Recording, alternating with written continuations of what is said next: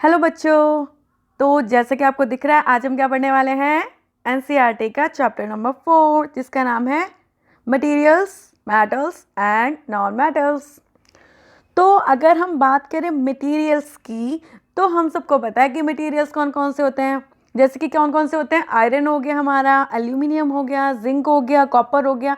लेकिन अब बात आती है कि चलो ठीक है, ये मटेरियल है, लेकिन ये मेटल है या नॉन मेटल है ना? तो चलो हम इनको समझते हैं कि जो हमारे मटेरियल्स होते हैं वो उन मटेरियल्स में से मेटल कौन कौन से होते हैं और नॉन मेटल कौन कौन से होते हैं। तो इसको हम समझते हैं एक एक्टिविटी के थ्रू। तो हम इस एक्टिविटी के थ्रू कैसे समझेंगे? ऐसे समझेंगे कि हम बात करेंगे सबसे पहले फिजिकल प्रॉपर्टीज ऑफ मटेरियल, कि जो हमारी मटेरियल है हम उनकी फिजिकल प्रॉपर्टीज़ के थ्रू समझ पाएंगे कि वो मेटल है या नॉन मेटल है। तो चलिए, सपोज हमने कोई मटेरियल लिया, जैसे कि हमने इसमें बात की take a small iron nail. हमने क्या लिया? एक आयरन नेल ले लिया, और क्या लिया? कोल पीस ले लिया, और लिया एक हमने थिक एल्यूमिनियम वायर और पेंसिल लाइन। मतलब हमने कितनी सारी चीज़ें ले ली? 4। अब हमने सबको बारी बारी से क्या किया? हमने इसको हैमर से इनको इनको मतलब बीट किया, इनको मारा, इनको तेज़ तेज़ हैमर के थ्रू प्रेस किया।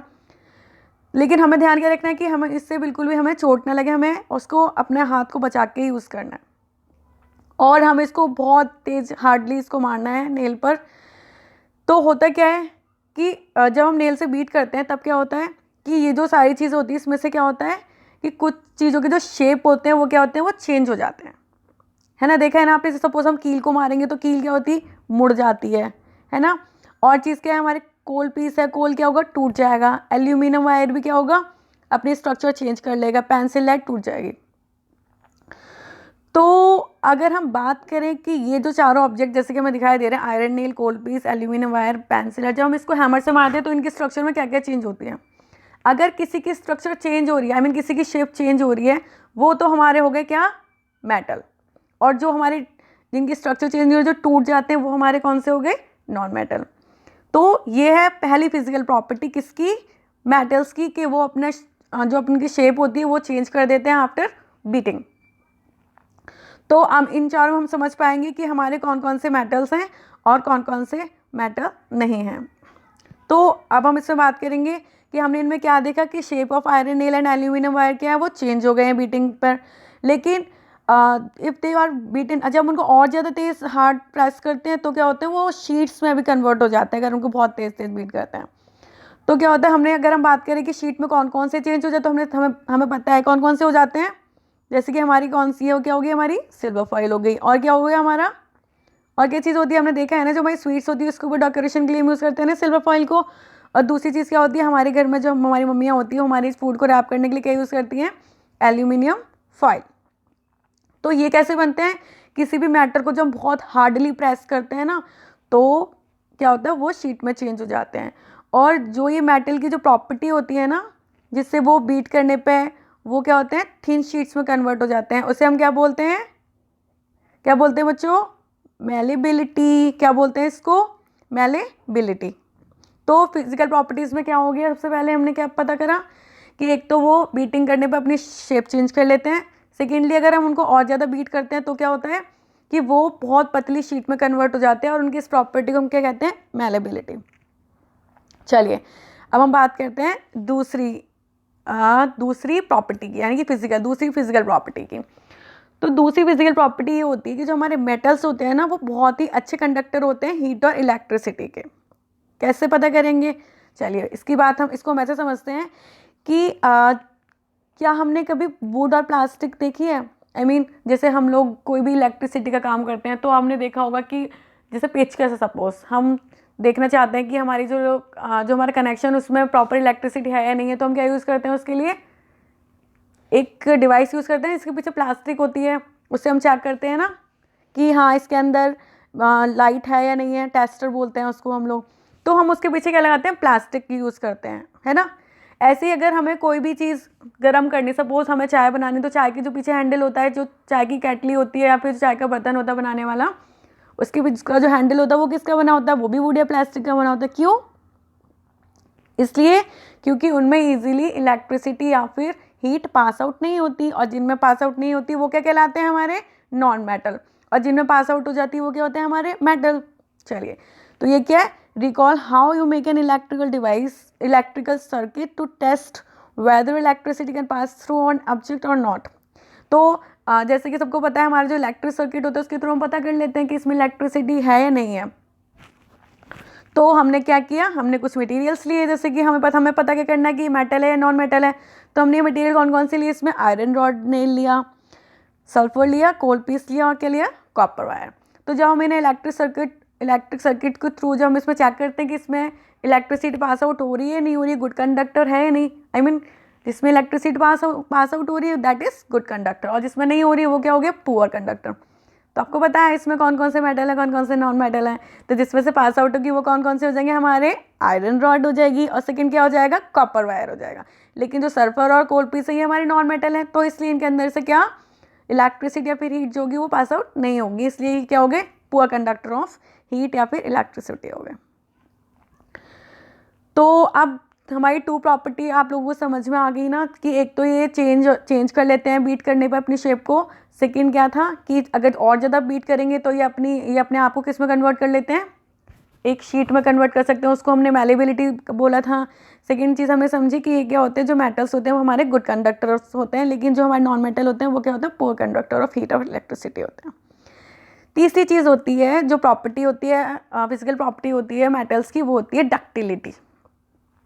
तो डक्टिलिटी क्या होती है, डक्टिलिटी बेसिकली क्या होती है कि जो मेटल्स होती है उनमें एक प्रॉपर्टी होती है कि हम उन्हें खींचेंगे तो वो क्या होंगे, एक वायर्स में कन्वर्ट हो जाएंगे, है ना। हमने देखे हैं ना एल्यूमिनियम और कॉपर वायर्स देखे हैं ना हमने, तो वो क्या होते हैं कि वो जब उन्हें मतलब वो मेटल्स होते हैं, क्योंकि हम उन्हें खींचते हैं तो वो वायर्स में कन्वर्ट हो जाते हैं।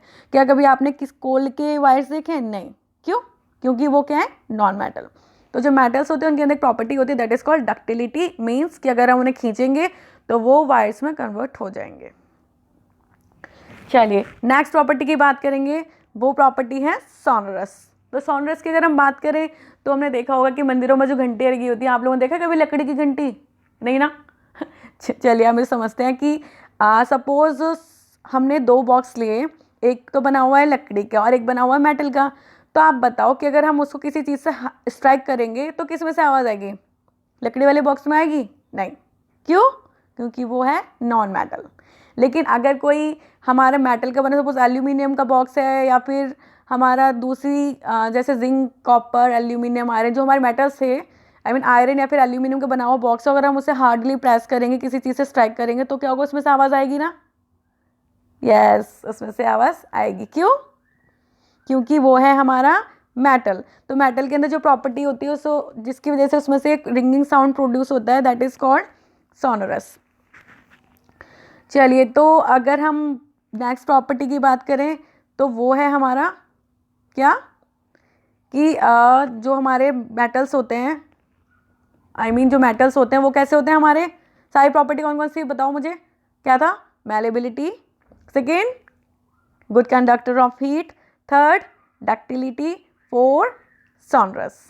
सो अब हम बात करें कि क्या फाइनली हमने क्या कंक्लूजन निकाला है, कि जो हमारे मेटल्स होते हैं वो कैसे होते हैं, हार्ड होते हैं, मेलेबल होते हैं, डक्टाइल होते हैं, सोनरस होते हैं, और क्या होता है, good conductor of heat and electricity होते हैं, जैसे कि iron, copper, aluminium, calcium, magnesium.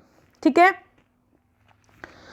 तो अगर हम बात करें नॉन मेटल्स की, तो नॉन मेटल्स कौन से हो गए हमारे, coal, sulphur, because they are soft and dull in appearance. और अगर हम उन्हें किसी चीज़ से मारेंगे, मतलब अगर हम उसमें हैमर मारेंगे तो क्या होगा, वो टूट जाएंगे।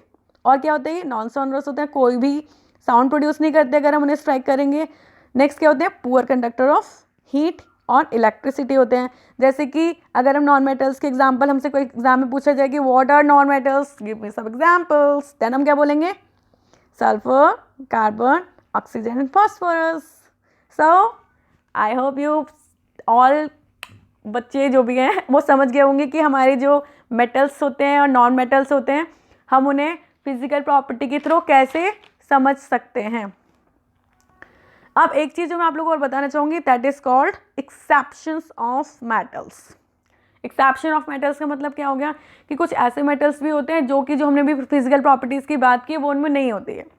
जैसे कि सोडियम है और पोटेशियम है। तो जो सोडियम और पोटेशियम के होते हैं वो कहते हैं सॉफ्ट होते हैं। हमने भी बोला ना मेटल्स आर हार्ड, लेकिन ये क्या होते हैं, सॉफ्ट होते हैं। और अगर हम नाइफ से इन्हें कट करेंगे तो ईजिली कट भी हो जाएंगे, ये हार्ड नहीं होते। और सेकेंड मेटल है that is mercury, that is the only metal which is found in liquid state.